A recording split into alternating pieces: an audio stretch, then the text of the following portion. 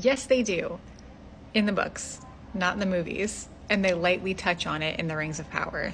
Scene change because I went on my break. So back in the First Age, before the War of Wrath and like during/after the third kinslaying, Elrond's parents Ëarendil and Elwing sailed to Valinor. Now I say during/after the third kinslaying because Ëarendil was already sailing in search of Valinor when the kinslaying was occurring, and then Elwing, escaping the third kinslaying, made her way to Ëarendil. When Ëarendil made it to Valinor, he pled before the Valar for their aid against Morgoth in Middle-earth. Now, Ëarendil and Elwing were the first mortals to do this because mortals weren't permitted in Valinor without an invitation, and they didn't have one. But because they sought out and made their way to Valinor for the salvation of men and elves and not just themselves, Manwë, instead of unaliving Ëarendil and Elwing, decided to give them a gift. The gift being that Ëarendil and Elwing, along with their descendants, have the choice of either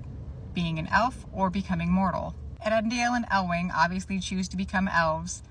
However, there's a stipulation with Manwë's gift, because there always is. That being that Ëarendil and Elwing are never allowed to step foot back in Middle-earth again. Ëarendil, along with the Silmaril, sail his ship Vingalot throughout the night sky, and he becomes the Evening Star. Elwing takes up in a white tower along the borders of the Sundering Seas and visits with her husband whenever he comes down from the sky every now and then. Obviously, we know that Elrond and Elros didn't perish in the kinslaying. When the time comes for them to make their choice, Elrond chooses to be counted among the elves, and Elros chooses to be counted among the men. However, once you choose to become mortal, that's what you and your descendants stay as. I've gotten some questions as to why Aragorn can't choose to become immortal with Arwen, because he was a descendant of Elros, who was a descendant of Ëarendil and Elwing, and that's just not how it works. Since Elros chose to become a mortal man, that's what his descendants stay as. They don't have a choice. However, since Elrond chose to be counted among the elves, his descendants do have a choice. That's why you see Arwen in the movies being like, I choose a mortal life. It's assumed that her twin brothers, Elladen and Elrohir, choose to stay elves. And that obviously means that the descendants of Arwen and Aragorn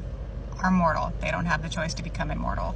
But even though they don't have the choice of an immortal life, they are still blessed with a longer life than most mortal men because they are the descendants of Elros and the Dunedain. The lifespan of a regular mortal man being about like 80, 90 in Middle-earth, whereas the descendants of Elros and the other Dunedain is about like 400 years. Elros, while not immortal, was about 500 years old when he died. And Aragorn, even though he is a long descendant of Elros, he was still about 210 years old when he died.